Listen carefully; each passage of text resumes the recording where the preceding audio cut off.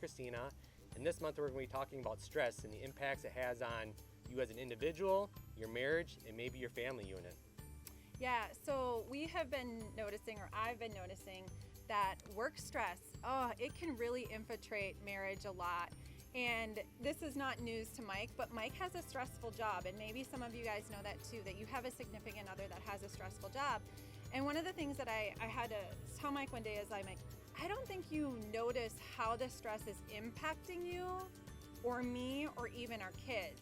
And sometimes when we're in stress, we're blinded by how it's affecting things around us. And one of the things that I was observing with you was that he zones out. Like he just literally checks out of a room because he's trying to rest, but the method of rest is he doesn't hear the rest of us, doesn't kind of see what's going on. And we've had to have conversations, okay, how do we not zone out? How do we stay engaged when we really do need a break? And I don't know if you want to speak to that. Yeah, well, it's as like many of you have stressful jobs too, right? And you work long hours and you get home and you rush through dinner, schoolwork, so on and so forth, and you just want to relax and like Christina said, zone out, and that can be tough on a marriage if you do it each and every day, right? Zoning out isn't bad because you need that refresh time, that recharge time, but when it starts affecting conversations with your spouse, affecting intimacy with your spouse, interaction with your kids, that's when it becomes troublesome. And right. It's just acknowledging that. Yeah, and we've had to make some decisions within our own household of things of like we're picking now a night of the week, no media at all. Like the kids, no media, us, no media.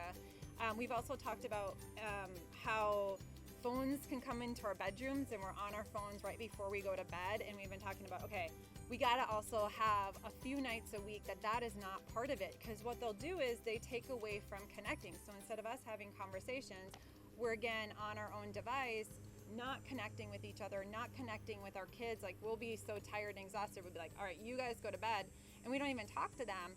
And we're like, okay, how can we fix that? How can we change our schedules? How can we let go of some things?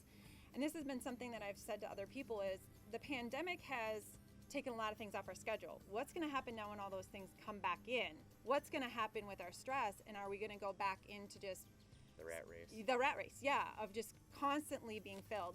And here's what I want to share with you with encouragement. So if you're finding that you are missing your time with God, if you're not in His Word daily, if you're not in prayer daily, if those are constantly being skipped in your life, there's something out of balance. And Psalm 119 is really good. It's very long. It's the longest psalm. But if you read it, everything that it says is like, give me understanding that I may keep your law and observe it with my whole heart. And every time you read in it, it's saying, that God grants us something, but only because we are in His Word, only because we're meditating on it. And if every morning we're just going from schedule to schedule to schedule, and we're so stressed out that we never pick up His book, we never sit and pray with our spouse, we don't pray with our kids, we don't pray at meal times, we don't have Bible conversations at our house, God would be like, you're out of balance. You're really out of balance. And what can you take and switch? What is maybe not so important?